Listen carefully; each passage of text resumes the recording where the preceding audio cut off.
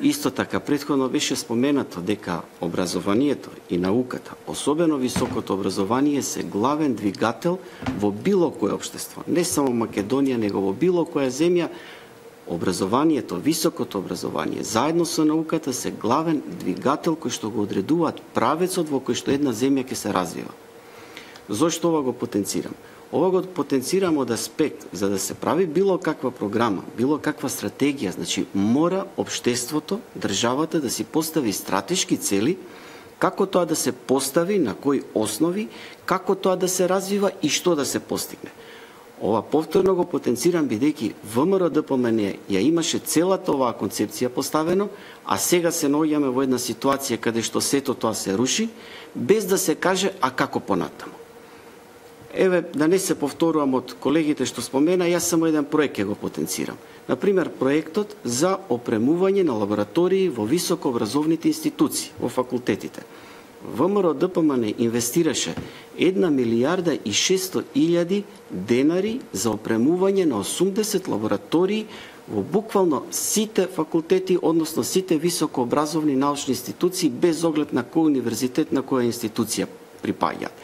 Бев лично вклучен во тој проект и точно знам дека секој професор, секој асистент, било што посака од било каква опрема, им беше удоволено. Иако тој проект кога започна, буџетот беше многу помал, меѓутоа тогашната влада, за да излезе во пресрет на академијата, на професорите, на асистентите, едноставно за развојот на тие институции, одлучи секој кој што побара, тоа да му се даде. Без оглед на колку тоа да кошташе финансиски, се правеше пред, мислам дека тоа беше 3-4 години, специјален ребаланс само во интерес на зголемување на буџетот на Министерството за образование и наука. Ова го кажам бидејќи сега го имаме обратен смер. Сега имаме намалување на буџетот, еве конкретно само за опремување на лаборатории, значи до крајот на оваа година имаме намалување од 9 милиони денари.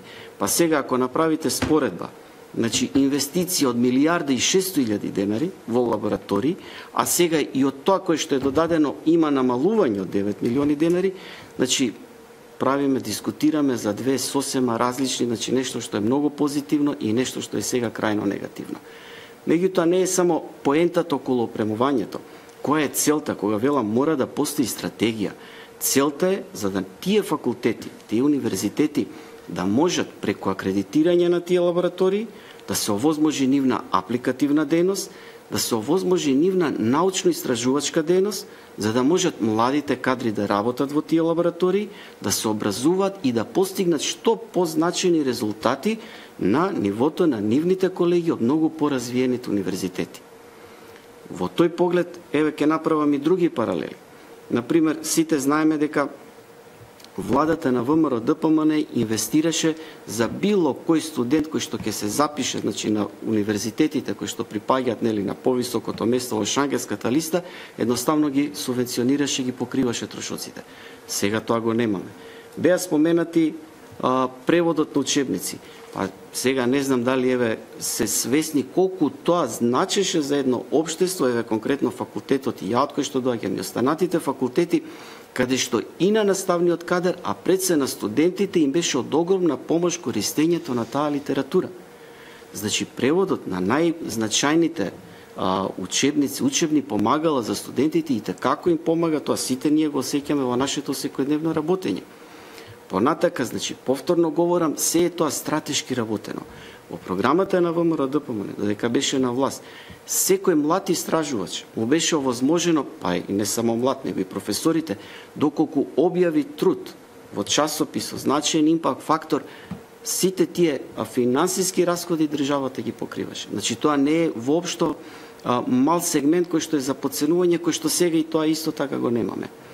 Понатака, ако идеме чекор понапред, колку кадри се вработија во изминатиот период, јас разбирам дека тоа никогаш не е доволно. Меѓутоа сега со намалување на буџетиве, со намалување на сите овие ресурси, ќе испадне дури дека некаде има и вишок, дури дека некаде во изминатиот, во периодот кој што следи, ако се продолжи со оваа погубна политика, дека дури можеби негде ќе има и отпуштање.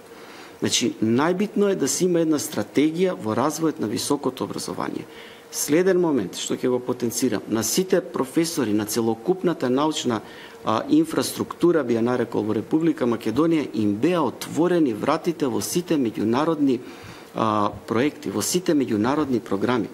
Дали е тоа почнувајќи од Хоризонт 2020, каде што државата плаќаше многу висока чланарина со цел за на професорите и на научните работници им се овозможи учество.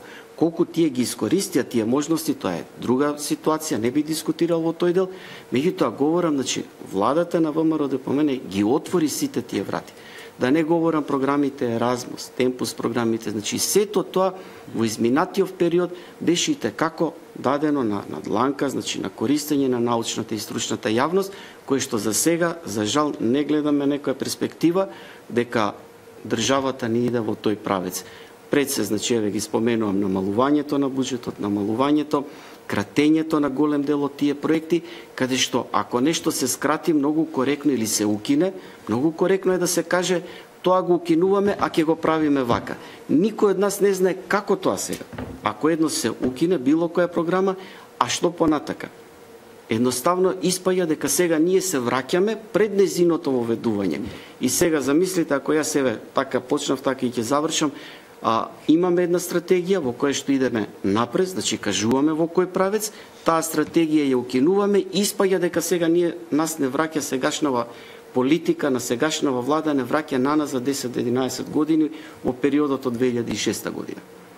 Значи, тоа е суштината која што мора да се инвестира и она кој што во сегашната програма, значи ВМРО ДПМН во новата ера, каде што го потенцира особено покачувањето на буџетот во образование, покачувањето во буџетот на научно-истражувачките проекти и секако на она кој што беше до сега, да се продолжи, говорам до сега во програмата на ВМРО ДПМН, да се продолжи инвестирањето во младите кадри.